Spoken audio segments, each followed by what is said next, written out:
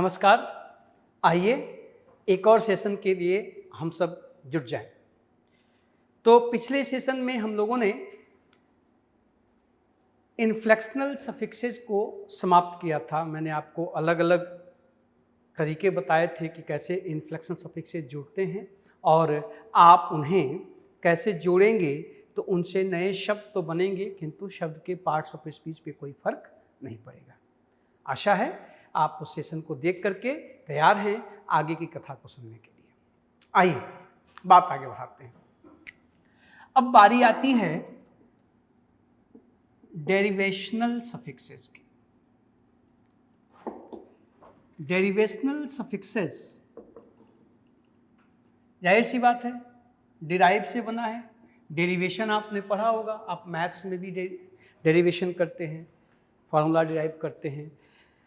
वैसे ही यहाँ पर भी हम डिराइव करेंगे, मतलब शब्द से नया शब्द। जैसे आप फॉर्मूले को डिराइव करके नए फार्मूलाज बनाते हैं, वैसे ही हम शब्दों से नया शब्द बनाएंगे। हम शब्दों का डेरिवेशन देखेंगे और ये डेरिवेशन दो तरीके से होता है। भाई सिंपल सी बात है, एक डेरिवेशन होता है कि आप जब कंपटीशन की तैयारी कर रहे हैं तो आपके जो वोकैबुलरी पर बेस्ड क्वेश्चंस होते हैं वो कई तरीके के होते हैं। कभी आपसे नाउन से एडजेक्टिव वर्ब बनाने के लिए पूछा जाता है या पहचानने के लिए पूछा जाता है, और कभी कभी उसी शब्द का सिनोनिम्स एंटोनिम्स वन वर्ड पूछा जाता है। तो डेरिवेशन दो तरीके से, हम लोग यहाँ पर सफिक्सेस पर आधारित डेरिवेशन की बात करने जा रहे हैं। वरना ये भी एक डेरिवेशन है कि आपने एक वर्ड लिया, उसके तमाम सिनोनिम्स लिख दिए, वो भी डेरिवेशन है। आपने उसका एंटोनिम्स लिखा, वो भी डेरिवेशन है। आप एक सेंटेंस के बदले एक शब्द को लेकर रख दिए, ठीक है। तो डेरिवेशन में एक तो डेरिवेशन आप वो पढ़ेंगे कि सिनोनिम्स लिखो, एंटोनिम्स लिखो, वन वर्ड लिखो, इडियम फ्रेजेज, उसकी मीनिंग, वो भी एक डेरिवेशन ही है कि इतने बड़े फ्रेज का इतना छोटा सा अर्थ, एक वर्ड में अर्थ, ठीक है। उसकी चर्चा फिर कभी। यहाँ डेरिवेशनल सफिक्सेस की बात हो रही है कि हम कैसे किसी एक शब्द में कुछ ऐड करके एक नया शब्द डिराइव कर लेंगे, एक नया शब्द बना लेंगे। तो डेरिवेशनल सफिक्सेस की बात करें तो साहब ये बिल्कुल ऑपोजिट होगा किसके? इन्फ्लेक्शनल के। इन्फ्लेक्शनल सफिक्सेस जो है पार्ट्स ऑफ स्पीच नहीं बदलते, they don't change the parts of speech of the root और base word. But derivational suffixes, though sometimes not, but that is very nominal. Generally, derivational suffixes do change the parts of speech of the root or base word. So, first thing इसकी खासियत क्या है कि they change the parts of speech of the root और base word। पहली चीज ये आपको सीखना है कि डेरिवेशनल सफिक्स क्या करेगा, जो बेस वर्ड होगा, जो रूट वर्ड होगा, उसकी पार्ट्स ऑफ स्पीच को चेंज कर देगा, ठीक है। और दूसरी चीज फिर वहां पर जो आपने लिखा था उसके उलट सोचिए कि क्या करते हैं, they don't close of the words. ये दो चीजें, ऑफ द वर्ड्स, ये जो शब्दों को क्लोज ऑफ नहीं करते, उसको बंद नहीं करते। अगर आपने पिछले सेशंस को ध्यान से देखा है तो बात आई थी कि हम जब इन्फ्लेक्शनल सफिक्सेस को जोड़ते हैं तो फिर वो वर्ड क्लोज हो जाता है, फिर उसमें कुछ नया जोड़कर आप कोई अन्य वर्ड और कोई नया वर्ड नहीं बना सकते। But derivational suffixes first, when they are added to a particular root or base, they change the parts of speech, and secondly, they don't close off the words. It means we can add some more suffixes to that particular word to make a new word. Okay? अब देखिए इन दोनों चीजों को हम लोग उदाहरण से समझें।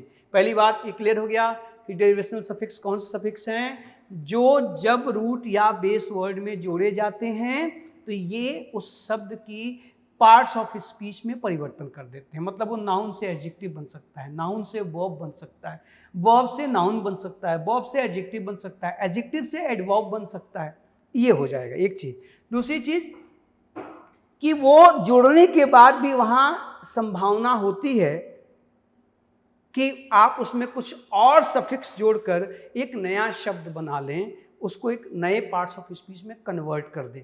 आइए मैं आपको एग्जाम्पल से ये चीज़ दिखाता हूँ। ये डेफिनेशंस अगर आपको याद हो गए या आप इसको रखना चाहते हैं तो अपने हिसाब से आप स्क्रीनशॉट लेते रहिएगा, नोट करते रहिएगा। मैं आपको उदाहरण के रूप में दिखाना चाहता हूँ कि कैसे आप इनको ये दोनों बातें साबित कैसे करेंगे। ठीक है, चला जाए आगे। आइए देखें, तो इस बात को समझने के लिए कि ये पार्ट्स ऑफ स्पीच को बदल देते हैं और ये वर्ड को क्लोज नहीं करते, आप कोई भी एक वर्ड ले लीजिए। आप देखिए जरा, जैसे पहले मैं एक छोटा सा वर्ड लेता हूं। मान लीजिए आपने वर्ड लिया MOTHER, मदर, ठीक, और इस मदर में आपने जोड़ दिया LY, तो क्या बन गया? मदरली। ठीक है, अब ध्यान से देखिए, ये जो मदर है ये नाउन है। कौन सा नाउन है? कॉमन नाउन है। ये कॉमन नाउन है। और मदरली क्या बन गया? एडजेक्टिव। आप कहेंगे शी इज माई मदर, ये आएगा। आप मदरली का प्रयोग नहीं कर सकते, लेकिन आप क्या कहोगे कि हर love is motherly for me. Motherly love, देखो एडजेक्टिव का कार्य कर रहा है, लव की विशेषता बता रहा है। तो यहां पर देखिए ये क्या बन गया? एडजेक्टिव बन गया। ये क्या था? नाउन था। कौन सा नाउन था? कॉमन नाउन था।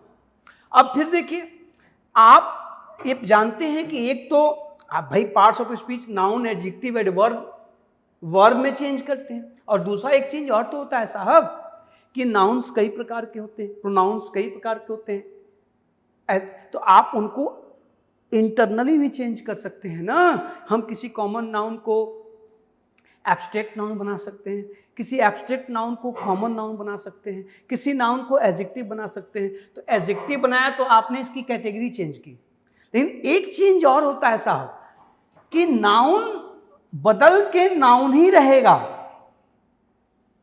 किंतु उसकी जाति बदल जाएगी। वो काउंटेबल से अनकाउंटेबल हो जाएगा, वो कॉमन से एब्स्ट्रैक्ट हो जाएगा, वो प्रॉपर से कॉमन हो जाएगा। ये भी चेंज होता है ना, इसको भी तो परिवर्तन कहेंगे। आप जब पार्ट्स ऑफ स्पीच पढ़ते हैं तो आप कहते हैं कि नाउन कॉमन नाउन होता है, प्रॉपर नाउन होता है, एब्स्ट्रैक्ट नाउन होता है, मटेरियल नाउन होता है। ये भी तो कैटेगरी हुई। तो एक परिवर्तन तो ये होगा कि इसकी पूरी पार्टी ही बदल गई। ये देखिए, यहाँ से वहाँ पहुँच गया, नाउन से एडजेक्टिव बन गया। और दूसरा चेंज क्या होगा कि इस मदर में आप जोड़ दीजिए हुड। ये देखिए, तो क्या बन गया? मदरहुड। ठीक है, ये आंतरिक लोकतंत्र देखिएगा जरा, मदरहुड। अब देखिए, तो मदर मीन्स मां और मदरहुड मीन्स मातृत्व, ममत्व। जो मां के अंदर जो गुण होता है वो मदरहुड है। Fatherhood, motherhood, friendhood, sisterhood, brotherhood. देखिए नया शब्द बना। अब आप देखिए, तो ये आंतरिक शिफ्ट है। अब ये जो मदर है ये तो कॉमन नाउन है, बोले। और ये देखिए, और ये जो मदरहुड है ये क्या बन गया? Abstract noun. Abstract noun. अब देखिए, डेरिवेशनल सफिक्सेस का जादू आपके सामने है। हम लोगों ने एक ही रूट वर्ड लिया है मदर, जिसे हम क्या कह रहे हैं कि ये कॉमन नाउन है। देखिए, कॉमन नाउन, कॉमन नाउन। लेकिन आपने जब इसमें LY जोड़ा, हुड जोड़ा, ये सफिक्सेस जुड़े, तो इन शब्दों के जो पार्ट्स ऑफ स्पीच हैं उसमें आप अब एक नया नाम दे रहे हैं। देखिए यहाँ पे आपने क्या लिखा है? एडजेक्टिव। ये क्या बन गया? एडजेक्टिव। और यहाँ पे क्या लिखा है? एब्स्ट्रैक्ट नाउन, भाववाचक संज्ञा। बताएं, परिवर्तन हुआ ना? तो साहब डेरिवेशनल सफिक्सेस क्या हैं? ये शब्दों में जब जुड़ते हैं, रूट वर्ड में जुड़ते हैं, बेस वर्ड में जुड़ते हैं, या किसी फ्री मॉर्फीम में जुड़ते हैं, तो ये उस फ्री मॉर्फीम या रूट या बेस वर्ड की पार्ट्स ऑफ स्पीच को बदल देते हैं। उदाहरण आपके सामने है, ऐसे आप तमाम एग्जाम्पल ले सकते हैं। ये देखिए, जैसे अच्छा एक चीज़ और है, अब यहाँ पर बहुत सी बातें निकल के आएंगी। हम जब ईमानदारी से पढ़ने चलेंगे दोस्त ना, ये ऑनलाइन की दुनिया में एक चीज़ें हैं, फटाफट फटाफट फटाफट खटाखट, ये पहला दूसरा तीसरा चौथा आजकल चल रहा है। अब पता नहीं, आप शायद उसको एंजॉय करते हो, ठीक है। मेरा मानना है कि आप जब गहराई से ज्ञान के लिए, नॉलेज के लिए, सफलता के लिए पढ़ना शुरू करेंगे तो बात निकलेगी तो दूर तक जाएगी। अब मैं आपको ये चीज़ें बता रहा हूँ कि इसमें जोड़ दीजिए तो देखिए ये बन गया, लेकिन इतना आसान नहीं है दोस्त। हम जब डेरिवेशनल सफिक्सेस को जोड़ते हैं तो ज़रूरी नहीं है कि वो डायरेक्टली जैसे यहाँ इजीली जुड़ गया, इजीली जुड़ गया, ऐसे ही जुड़े। आप इन सफिक्सेस को जब जोड़ेंगे तो वहाँ पे शब्दों की स्पेलिंग भी प्रभावित होगी। वहाँ कुछ अक्षर गायब हो जाएंगे, कुछ अक्षर, कुछ लेटर नए लेटर में बदल जाएंगे। आप जानते हैं कभी वाई आई हो जाता है, कभी ई गायब हो जाता है। आप जब उसमें कुछ खास किस्म के, आगे चल के हम लोग एक लिस्ट बना लेंगे कि कुछ खास किस्म के सफिक्सेज हैं जिनको नाम दिया गया है, नाउन सफिक्सेज, वर्ब सफिक्सेज, एडजेक्टिव सफिक्सेज। वो जुड़ेंगे तो वो शब्द एडजेक्टिव ही बनेगा, वो जुड़ेंगे तो वो शब्द नाउन ही बनेगा, वर्ब ही बनेगा। ये आसान हो जाएगा सब कुछ आगे चल के पहचानना। लेकिन आप जब उन सफिक्सेस को ऐड करेंगे तो जो रूट वर्ड है उसकी स्पेलिंग भी बदलेगी। अब वो बदलता है तो कब गायब होता है, कब नए लेटर में बदलता है, कभी कभी बिल्कुल आमूल चूल परिवर्तन हो जाता है। तो उसके लिए हमें फिर एक अलग सेगमेंट देखना पड़ेगा। अब आप जब जुड़े हैं तो मैं अनवरत चलता रहूँगा, आप बस रेगुलर जुड़ें तो फिर अगले 4-5 महीनों में बहुत सी चीज़ें आपके पास पहुँचेंगी। जैसे मैं को अब सोच रहा हूँ कि शून्य से लेकर शिखर तक बिल्कुल एक एक चीज़ बताई जाए, भाग भाग के ये टॉपिक क्या आप जानते हैं, क्या आप जानते हैं, क्या ये आपको पता है।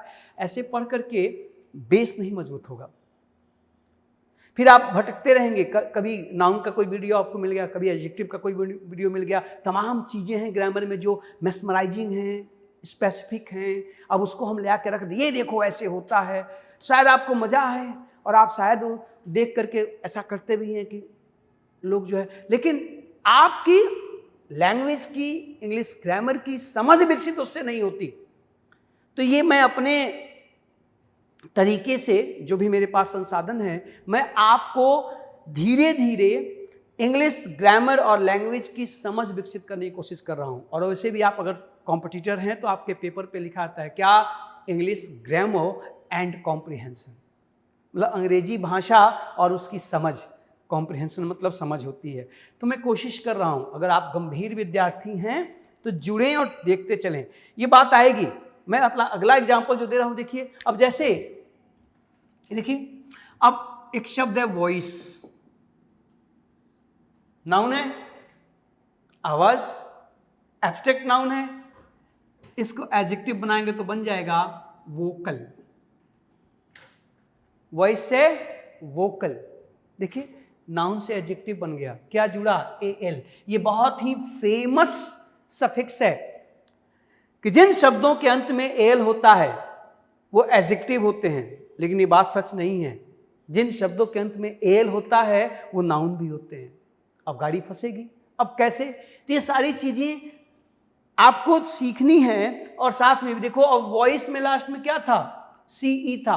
अब यहां पे जब एल जुड़ा तो क्या हुआ जी, ये जो ई है ये गायब हो गया। ध्यान से देखिए, वॉइस में। और एक और चीज है, और जो आई है वो भी गायब हो गया। जरा वॉइस और वोकल की स्पेलिंग पे ध्यान दीजिए दोस्त।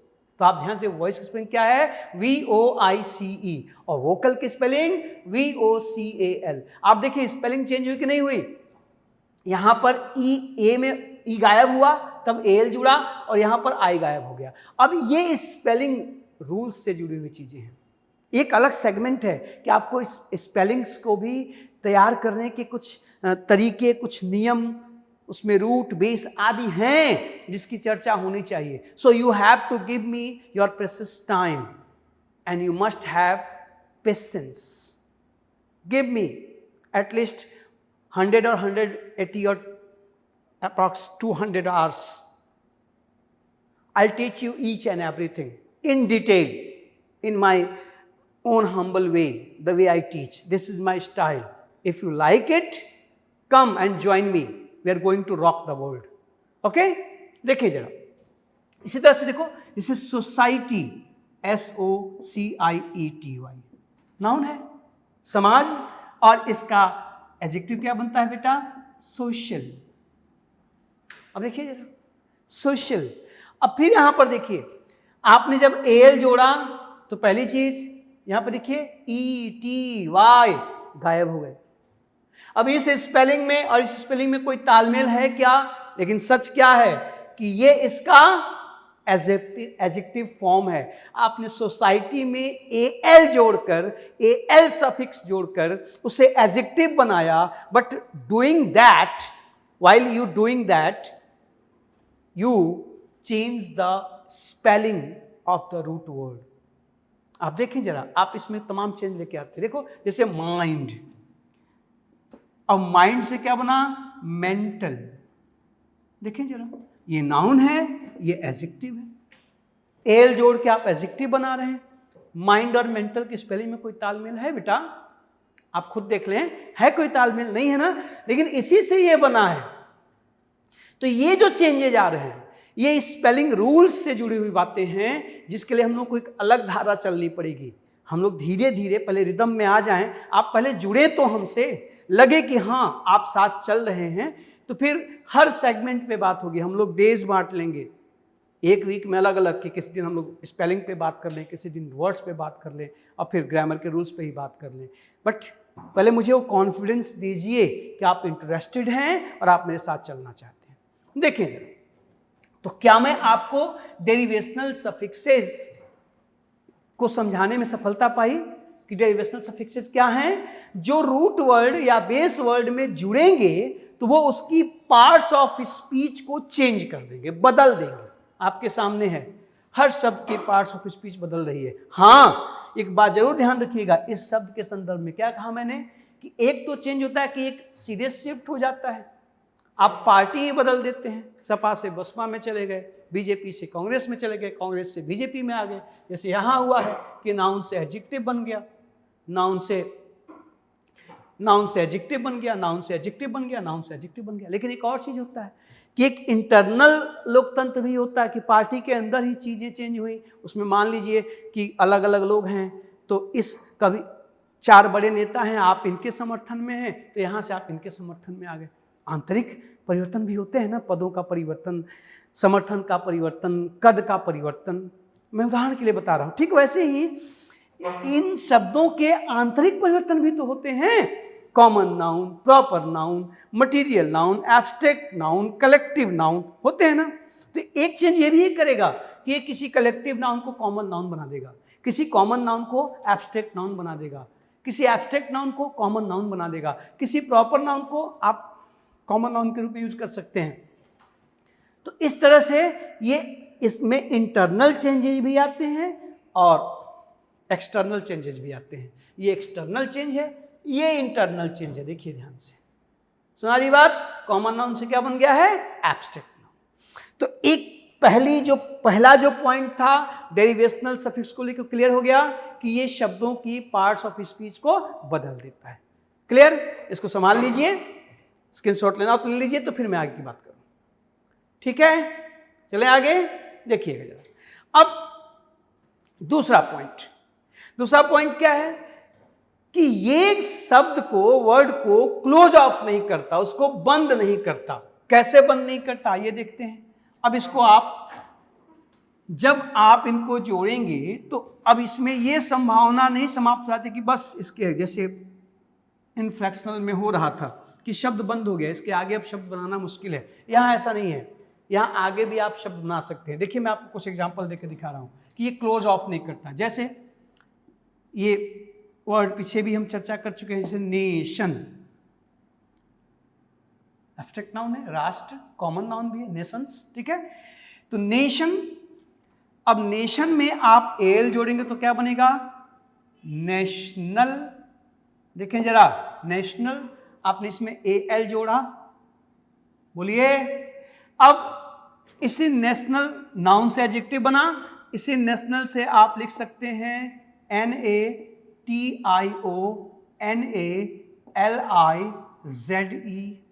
नेशनलाइज। देखिएगा जरा, उसी एल में आगे IZE जुड़ गया, नेशनलाइज वर्ब बन गया, राष्ट्रीयकरण, बोले। और फिर देखिए, अब इसी नेशनलाइज से आप लिख सकते हैं NATIONALIZATION,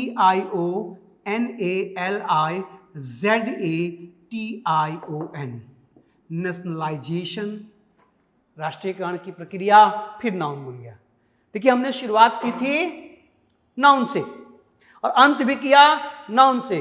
तो नाउन, एडजेक्टिव, वर्ब, ये देखिए यहां ये जुड़ा है और यहां पे फिर ये आकर के TION जुड़ा है, और जब TION जुड़ा है तो देखिए EA में बदल गया है। ध्यान दीजिए वहां, प्लीज ध्यान से। नेशनलाइज में लास्ट में E था, आपने नाउन बनाने के लिए ION लगाया। ये सब चर्चा होगी कि जिन शब्दों के अंत में ION आते हैं, SION आते हैं, वो नाउन होते हैं। अभी नहीं, अभी पहले हम लोग बेसिक बात समझें कि ये डेरिवेशनल सफिक्स है क्या। तो जब आपने यहां पर देखिए एल में TION जोड़ा नाउन बनाने के लिए, तो जो E था वो किसमें बदल गया, A में, नया शब्द बन गया। अभी ये बात खत्म नहीं हुई है, अब इसी बात को फिर लेके आइए, तो इसी से शब्द बनेगा NATIONALITY,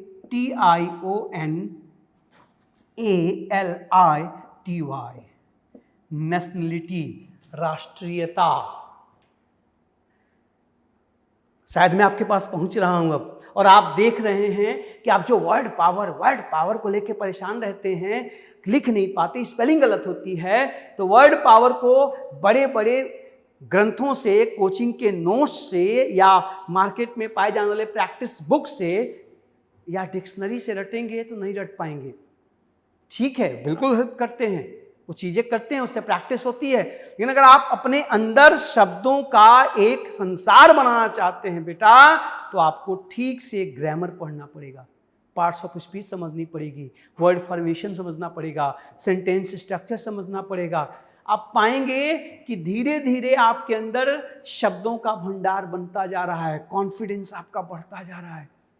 इसके लिए टाइम दीजिए और एक प्रोसेस से पढ़िए। भागा भागी, देखा देखी, यहाँ भी पाए तो लूट लिए, वहाँ भी पाए तो लूट लिए, तो शायद खजाना भर जाए लेकिन वो उपयोगी ना हो। उसको खर्च करते समय आपको लगे कि तो सब मामला गड़बड़ हो गया, संभाल के जा देखिएगा। अब देखो जरा, नेशन नाउन, फिर नेशनल एडजेक्टिव, फिर नेशनलाइज वर्ब, और फिर नेशनलाइजेशन नाउन, और फिर नेशनलिटी नाउन। आप देखें जरा, ये नाउन भी है, ये एडजेक्टिव भी है, ये वर्ब भी है, ये नाउन भी है ना।